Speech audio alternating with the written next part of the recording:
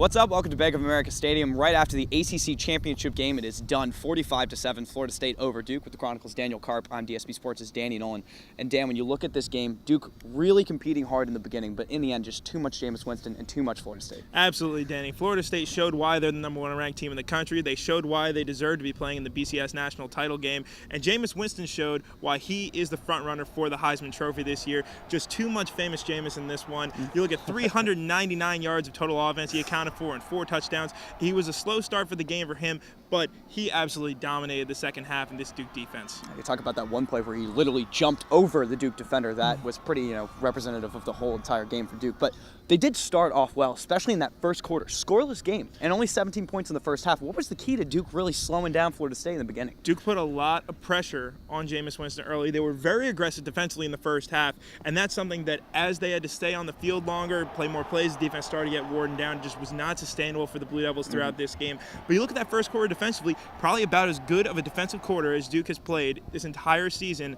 I mean, holding the number one team in the country scoreless. Right. That's the first time that Florida State had been held scoreless in the first quarter of a game all season.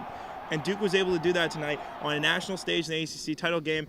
And although there are no moral victories in football, that's definitely an accomplishment. So 45-7, not a pretty result in the end, but Duke could take a lot out of this. What do you think are some keys that they need to move forward with going into the bowl game that they're going to play?